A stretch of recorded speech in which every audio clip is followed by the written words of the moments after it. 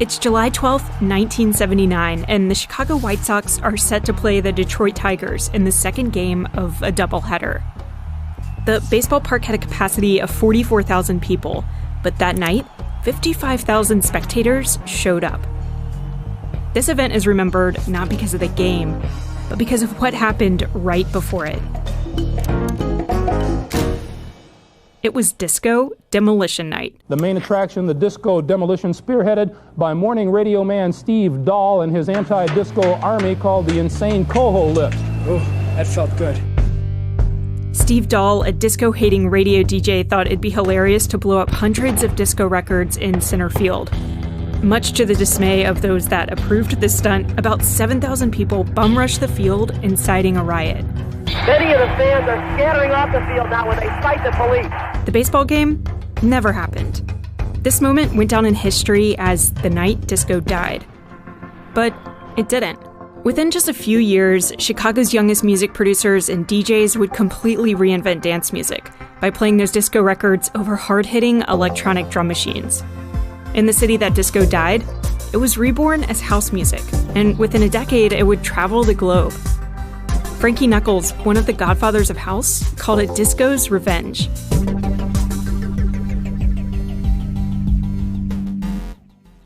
In 1989, James Wiltshire was working in a record store in Manchester, England. One Saturday, someone came in and just went, "I want the record that goes, wow!" The song they wanted to hear was Right on Time by Black Box. Gonna get up, gonna get up, gonna get up.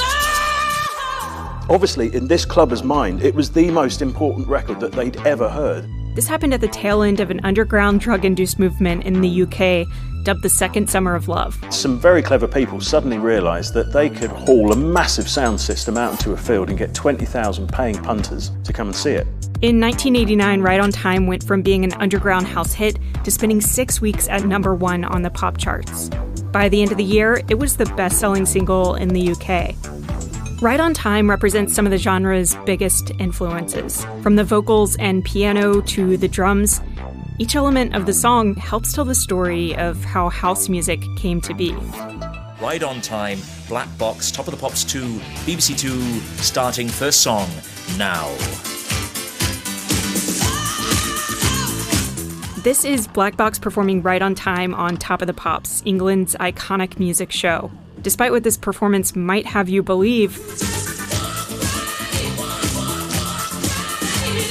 this person isn't actually singing. She's lip-syncing to one of the most widely sampled disco records in house. Loleatta Halloway's Love Sensation. Loleatta Halloway was a gospel singer turned disco diva from Chicago. Her song Love Sensation was released just a few months after Disco Demolition. While the track itself fared pretty well, it's the a cappella released on the 12-inch single that Chicago DJs remixed over and over. And they didn't just do it in clubs. They did it on the radio.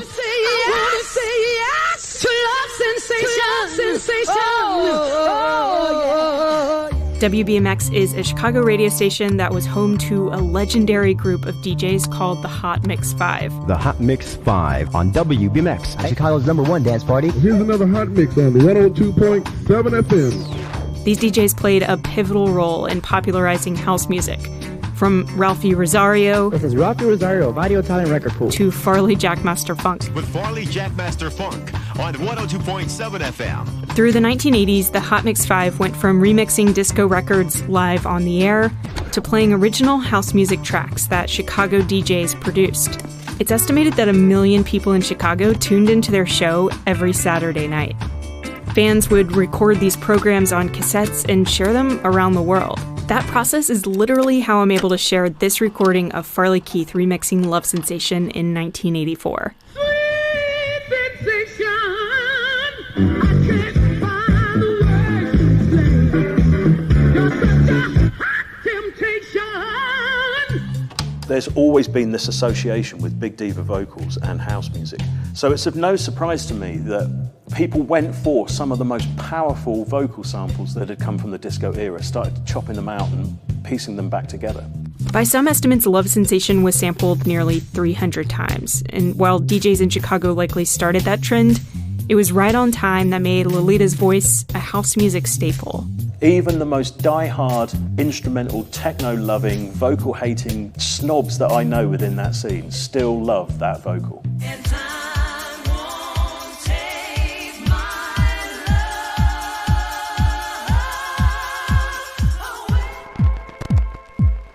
What you're listening to is the kick drum of the Roland TR-909. If there's a defining instrument in house music, it's this drum machine. It's a big, chunky, beige box with proper 80s livery all over it. You've got 16 buttons at the bottom, a series of controls for all of the actual different drum sounds. The 909 was invented in 1983 by Iketaro Kakahashi, the founder of Roland Corporation. This man gave us, probably by accident, machines that caused nothing but a revolution. The 909, or the 9 as lovers of it like to call it, is the successor to the 808. You probably know the 808 as the drum machine that powers hip-hop. Kakahashi invented that too. Both used analog synthesis to generate sound, but the 909 was unique in that its cymbals and hi-hats were samples of real drums. There's something in especially the open hi-hat that just whips the dance floor into a frenzy straight away. I mean, a kick is one thing, but it's really that certain you're like, yeah, that's a track. As much as the 909 is really iconic today, back in 1984, it was deemed a commercial failure. Only 10,000 units were actually made. When the producers were wanting to create this new type of electronic music in Chicago, most of them were broke, so they just went to the pawn shops to see what was available. And the one thing that was nearly always available was the poor 909 because it just hadn't sold very well. But it just so happened to have that particular perfect storm of the massive kick drum, the belting clap, the snare drum that you can do fantastic little rolls on, and those sloshy 4 or 5-bit cymbals and hi-hats. That punchy sound of the 909 quickly permeated through Chicago and even Detroit, where bedroom producers were taking inspiration from house music and developing a genre called techno. You can think of Larry Heard, Can You Feel It? You can think of Derek May, Strings Alive. You can hear it in Jack Your Body, the first Chicago house music song to reach #1 in the UK.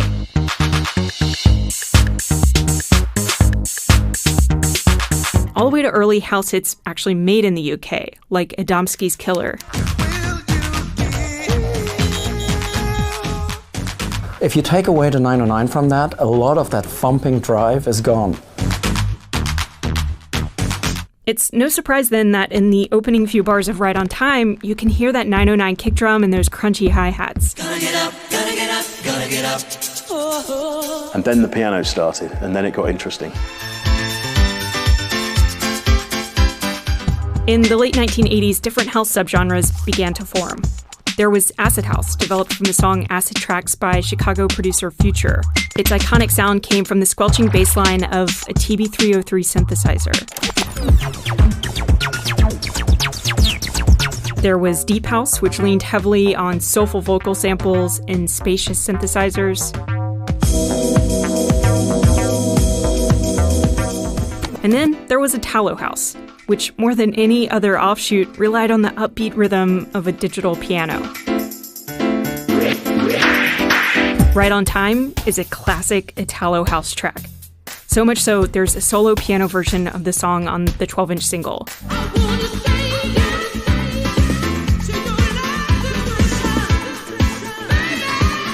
The Italians really knew how to do this mixture of great big pianos, and you add that kind of oversung diva element into that, and it became a staple. In 1986, 3 years before Right on Time, Chicago's Marshall Jefferson released Move Your Body, dubbed the house music anthem.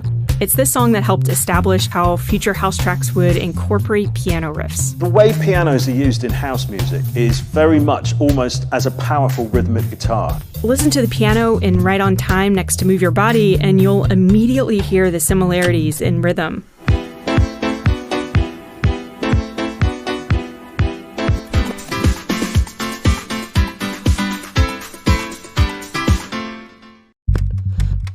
The musical exchange between Italy and Chicago might seem like a one-way street. Italo house and Right on Time in particular would not have existed without the innovations of Chicago artists. And that was met with a lot of controversy. Loleatta Halloway's vocal in Right on Time wasn't properly cleared when the song was released, nor was she initially credited for it. But if we rewind back to Chicago in the early 1980s, right after disco demolition, an unlikely genre of music was taking off.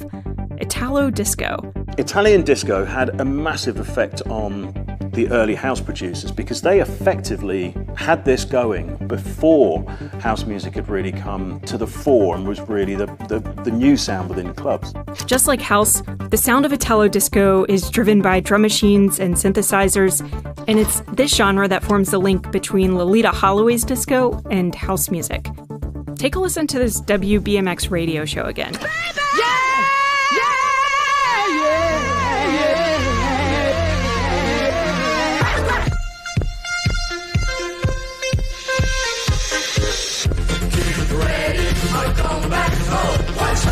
That was that Loleatta Halloway a cappella you heard earlier, transitioning seamlessly into Shame, You Were the Big Sensation, an Italo disco record. Go through any Chicago house DJ set in the 1980s, and you'll see them littered with Italo disco records. And that influenced what those DJs would go on to produce. Take the Italo disco song Dirty Talk, released in 1982.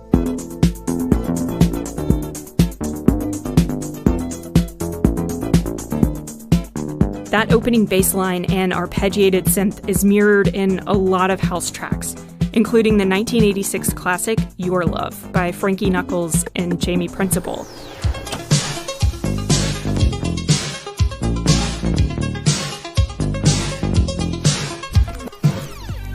By 1990, house music was a global music genre. Artists from the UK to Australia were filling dance floors with a 909 kick drum. And that was almost inevitable. From its inception in Chicago, house music was always a cross-cultural phenomenon. What happened when Ride on Time came forward is that you had the kind of perfect storm of a great big monster club sound with a vocal that A load of people already knew, and B, sounded powerful. You could almost put it as an actual pivotal point in house music and say, from that point, it all just blew wide open.